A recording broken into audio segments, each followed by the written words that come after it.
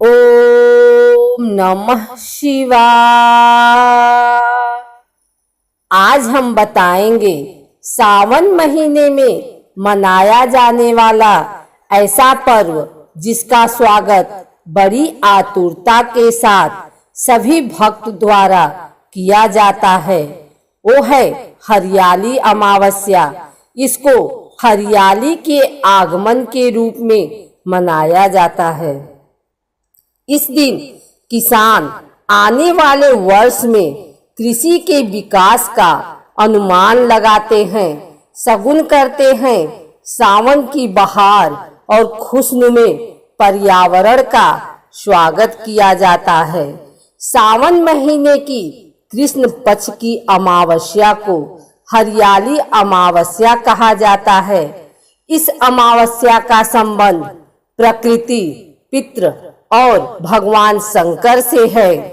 तीनों लोकों से संबंध होने के कारण इस अमावस्या का अपना विशेष महत्व है। अतः पर्यावरण को संतुलित और शुद्ध बनाए रखने के उद्देश्य से ही अनेक वर्षों से हरियाली अमावस्या का पर्व खूब धूमधाम से मनाया जाता है। इसका मुख्य लक्ष्य प्रदूषण को समाप्त कर पेड़ों की संख्या में अधिक से अधिक वृद्धि करना है।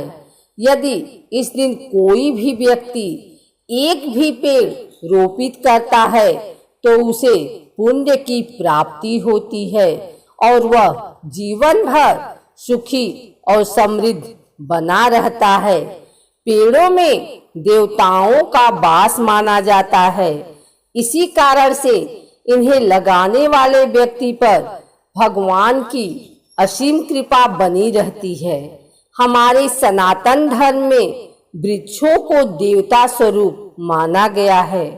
मनु स्मृति के अनुसार वृक्ष योनि पूर्व जन्मों के कर्मों के फल स्वरूप मिलती है, ऐसा माना गया है। पीपल के वृक्ष को बहुत ही महत्वपूर्ण माना गया है, क्योंकि पीपल के वृक्ष में अनेकों देवताओं का वास माना गया है। इस दिन पीपल के मूल भाग में जल दूध चढ़ाने से पितृ तृप्त होते हैं तथा शनि शांति के लिए भी शाम के समय सरसों के तेल का दिया लगाने का विधान है। पेड़ पौधों से केवल मनुष्य नहीं बल्कि प्रकृति में रहने वाले समस्त जीव जंतु का जीवन सुरक्षित होता है। एक राजा था, उसका एक बेटा बहू थे। बहू ने एक दिन मिठाई चोरी करके खा ली और नाम चूहा का ले लिया। यह सुनकर चूहे को गुस्सा आया और उसने मन में विचार किया कि चोर को राजा के सामने लेकर आऊंगा। एक दिन राजा के घर में मेहमान आए थे और वह राजा के कमरे में सोए थे। चूहे ने रानी के कपड़े ले जाकर मेहमान के पास रख दिए। सुबह उठकर सब लोग आपस में बात करने लगे कि छोटी रानी के कपड़े मेहमान के कमरे में मिले। यह बात जब राजा ने सुनी तो उस रानी को घर से निकाल दिया। वह रोज शाम को दिया जलाती और ज्वार बोती थी, पूजा करती, गुड़धानी का प्रसाद बांटती थी।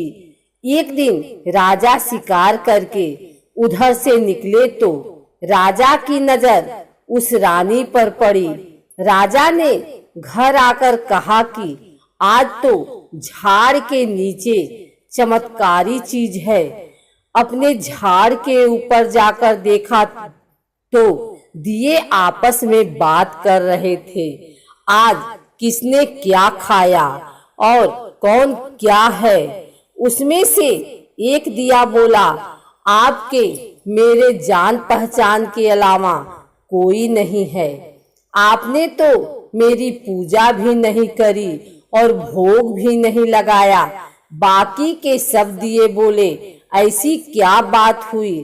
तब दिया बोला, मैं राजा के घर का हूँ उस राजा की एक बहू थी। उसने एक बार मिठाई चोरी करके खा ली और चूहे का नाम ले लिया। जब चूहे को गुस्सा आया तो रानी के कपड़े मेहमान के कमरे में रख दिए। राजा ने रानी को घर से निकाल दिया। वो रोज मेरी पूजा करती थी, भोग लगाती थी। उसने रानी को आशीर्वाद दिया और कहा कि सुखी रहें। फिर सब लोग झाड़ पर से उतरकर घर आए और कहा कि रानी का कोई दोष नहीं था। राजा ने रानी को घर बुलाया और सुख से रहने लगे। भूल चूक माफ करना।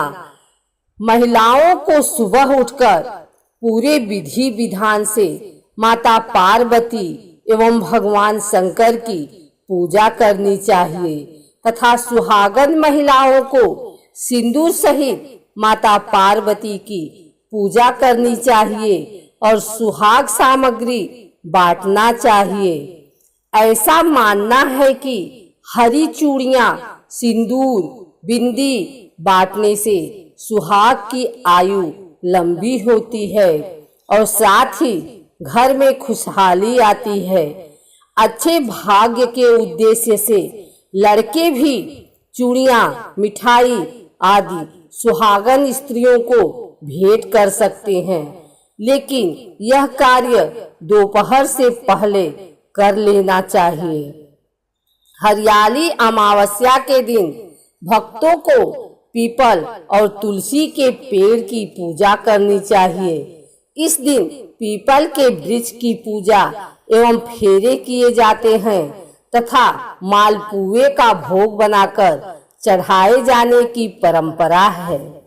धार्मिक ग्रंथों में पर्वत और पेड़ पौधों में भी ईश्वर का वास बताया गया है। पीपल में त्रिदेवों का वास माना गया है। आंवले के पेड़ में स्वयं भगवान श्री लक्ष्मी नारायण का वास माना जाता है। इस दिन कई लोग उपवास भी रखते हैं। इसके बाद शाम को भोजन ग्रहण कर व्रत तोड़ा जाता है। मान्यता है कि जो लोग श्रावण मास की अमावस्या को व्रत करते हैं उन्हें धन और वैभव की प्राप्ति होती है। इस दिन पवित्र नदियों में स्नान के बाद ब्राह्मणों, गरीबों और वचनतों को यथाशक्ति दान दक्षिणा करनी चाहिए। इस दिन पीपल, बरगद, केला, नींबू, तुलसी आदि का वृक्षारोपण करना बेहतर ही शुभ माना जाता है। सावन महीने का सीधा संबंध भगवान शंकर और माता पार्वती से है। इस अमावस्या के दिन माता पार्वती के साथ भगवान शंकर की पूजा का विशेष महत्व है। कुंवारी कन्याओं को विवाह में आने वाली बाधाओं को दूर करने के लिए भगवान शंकर और माता पार्वती को लाल वस्त्र अर्पण करके उनका फल और मिष्ठान से पूजन करना चाहिए। हरियाली अमावस्या पर महिलाओं द्वारा हरे रंग के कपड़े पहनने का विशेष महत्व है। इस दिन महिलाएं झूले झूलती हैं, पिकनिक मनाती हैं, सखियों के साथ अटखेलियां करती हैं। विभिन्न संस्थाओं द्वारा विशेष आयोजन भी आयोजित किए जाते हैं और वृक्षारोपण का कार्य भी भारी मात्रा में किया जाता है। वर्षों पुरानी परंपरा के निर्वाहन के लिए हरियाली अमावस्या के दिन एक नए पौधे लगाना शुभ माना जाता है।